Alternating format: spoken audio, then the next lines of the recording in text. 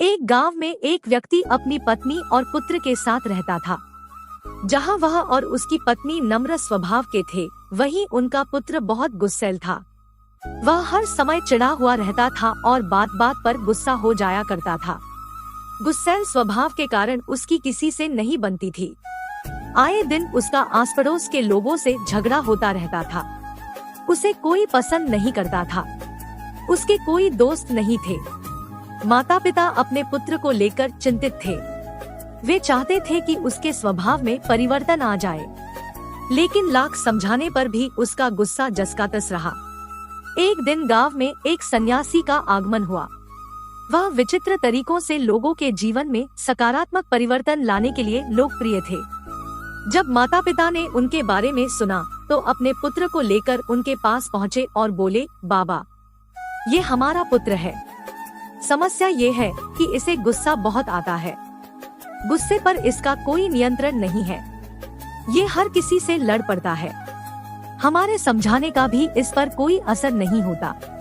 आप कुछ ऐसा करें कि ये गुस्सा करना छोड़ दे। सन्यासी ने कहा, ऐसा करो, आप अपने पुत्र को आज दिन भर के लिए मेरे पास छोड़ जाओ। माता पिता ने वैसा ही किया। वे अपने पुत्र को सन्यासी के पास छोड़कर घर चले गए।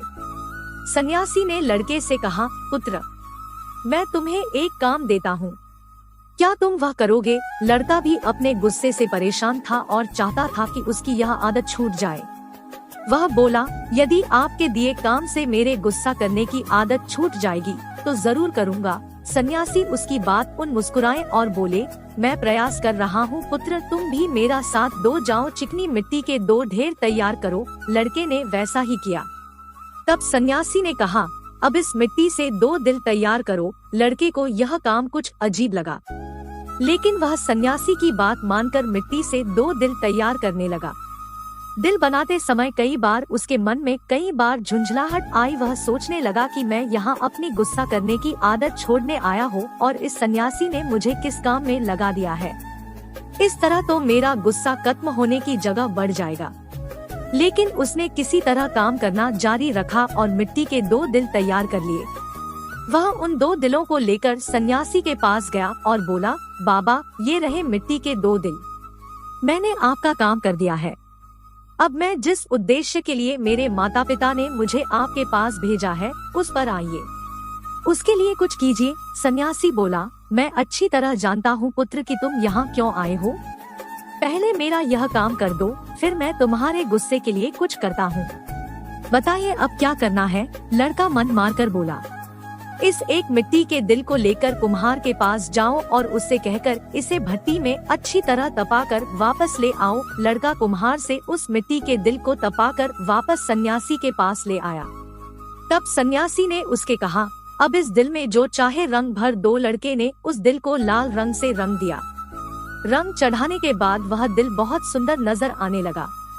लड़के ने जब अपने दिन भर की मेहनत से तैयार उस दिल को देखा तो बहुत खुश हुआ और सोचने लगा कि सन्यासी बाबा से कहकर मैं इसे अपने घर ले जाऊंगा और अपने कमरे में सजाऊंगा।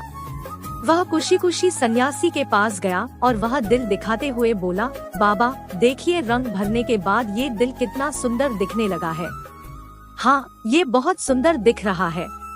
आखिर तुमने इतनी मेहनत से इसे तैयार किया है, लेकिन अब तुम्हें इस दिल पर हथौड़े से चोट करनी होगी। कहते हुए सन्यासी ने एक हथौड़ा लड़के के हाथ में पकड़ा दिया। अपनी दिन भर की मेहनत पर हथौड़ा चलाते हुए लड़के को बहुत गुस्सा आया, लेकिन किसी तरह अपने गुस्से को पीकर उसने उस दिल पर वार कर ही दिया। हथौड़े की चोट से वह दिल टूटकर बिखर गया। लड़के को बहुत दुख हुआ। वह बोला, बाबा, मेरे दिन भर की मेहनत बर्बाद हो गई। लेकिन सन्यासी ने उसकी बात पर ध्यान नहीं दिया और मिट्टी का बना दूसरा दिल उसे देते हुए कहा, अब इस दिल पर भी हथौड़े से वार करो। लड़के ने वैसा ही किया, लेकिन हथौड़े के वार से उस दिल पर हथौड़े का निशान उभर आया, लेकिन वह टूटा नहीं।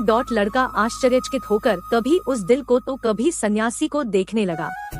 वह सोचने लगा कि मेरे माता पिता मुझे किसके पास लेकर आ गए। ये सन्यासी बाबा तो मुझे पागल लगते हैं। वह बोला, मेरा पूरा दिन यहाँ बेकार के काम में चला गया। अब मैं यहाँ एक क्षण भी नहीं रुकने वाला। मैं जा रहा हूँ। ठहरो, सन्यासी ने उसे रोका। आज दिन भर तुम्हें जो काम किया उसका वास्तविक अर्थ तो समझते जाओ। लड़का ठिठक गया। सन्यासी उसे समझाते हुए कहने लगे, पुत्र, जिस मिट्टी के दिल पर तुम काम कर रहे थे वह वास्तविक दिल का एक छद्म रूप था। जैसे तुम मिट्टी के दिल को आग की गर्मी में तपाया, वैसे ही अपने दिल को भी क्रोध की भट्ठी में तपाते हो। तुम्हें ऐसा लगता है कि इस तरह तुम इस दुनिया के समाने मजबूती से खड़े हो, लेकिन ऐसा नहीं है। जीवन रूपी हथौड़े का एक वार भी तुम्हारा कठोर हो चुका दिल झेल नहीं पाएगा और चकनाचूर हो जाएगा। ऐसे में तुम संभल नहीं पाओगे। जीवन के दुख दर्द को सहन करने के लिए तुम्हें अपना दिल नरम बनाना होगा। तब जब भी उस पर कोई दुख आएगा, उस पर कुछ समय के लिए असर जरूर होगा, लेकिन वह टूटेगा नहीं, बल्कि कुछ ही दिनों में संभल जाएगा। क्रोध जितना नुकसान दूसरों का करता है, उससे कहीं अधिक तुम्हारा स्वयं का करता है। इसलिए क्रोध करना छोड़ दो, अपने दिल में प्रेम और क्षमा को स्थान दो, उसे विनम्र बनाओ। लड़के की आंखें खुल चुकी थी। उसे सन्यासी को वचन दिया कि वह अब से अपने क्रोध पर काबू रखेगा और अपना व्यवहार सुधारेगा। क्रोध जितना नुकसान दूसरों का करता है, उससे कहीं अधिक तुम्हारा स्वयं का करता है। इसलिए क्रोध करना छोड़ दो, अपने दिल में प्रेम और क्षमा को स्थान दो, उसे विनम्र बनाओ।